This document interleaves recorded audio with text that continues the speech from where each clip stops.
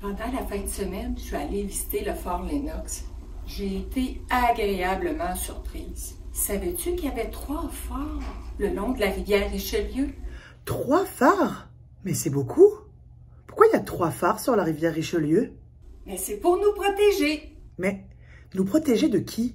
Bien, en 1775, imagine-toi donc qu'on a été envahis par les États-Unis. On les appelait les 13 colonies. Regardons une carte de la région, tu vas mieux comprendre.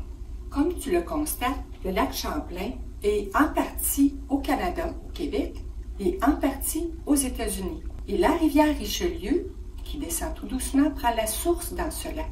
C'est donc une voie navigable facilement accessible pour envahir le Canada. Dans la prochaine étape, tu seras amené à découvrir 3 forts qui font partie de notre histoire. Tu pourras t'imprégner de cette période historique mouvementée, t'approprier les lieux, comprendre leur mode de vie et l'organisation des territoires. N'oublie pas de prendre des notes. Tu trouveras à l'intérieur de la boîte à outils de Moodle des ressources qui te permettront de prendre des notes de manière numérique. L'objectif est de te donner des idées pour incarner un personnage qui a vécu à cette époque et de nous livrer un récit vraisemblable. Un quoi? Mais qu'est-ce que ça veut dire vraisemblable? Un récit vraisemblable, c'est un récit qui respecte l'époque, les lieux, le mode de vie, les valeurs de la période où vivent tes personnages. Par contre, le personnage peut être fictif ou réel. C'est à toi de décider. Voici un exemple pour t'aider à comprendre. En 1775, un personnage fictif descend la rivière Richelieu pour fuir une attaque. Il est en canot d'écorce, habillé de peau d'animaux. Tout ce que je viens de te dire pourrait être vrai, n'est-ce pas? Ouais.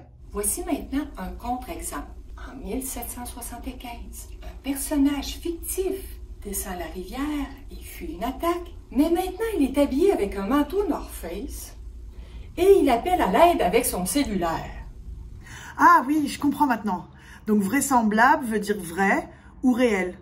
Donc en 1775, il n'y avait pas de vêtements North Face ou de téléphone cellulaire. Bon, par quoi je commence maintenant? Tout d'abord, tu auras à t'informer. Tu auras à consulter un dossier médiatique. Médiatique? Oui, ça vient du mot média, qui veut dire diffuser de l'information. Donc, tu auras à lire des textes, visionner des vidéos, puis à interpréter des images. Pourquoi autant d'informations? Lecture, vidéo, images? Ces médias t'aideront à mieux comprendre et mieux visualiser les différents aspects de leur réalité. Ne t'inquiète pas, on traitera un petit peu plus tard des aspects et cela t'aidera à comprendre. Ok, si tu le dis. Enfin, tu dois t'imprégner des sites historiques à l'aide de la réalité virtuelle. La réalité virtuelle en classe de français? Mais as-tu un casque avec ça? Et oui, la réalité virtuelle. Mais savais-tu que ce n'est pas obligatoire d'avoir un casque? Ah, dommage.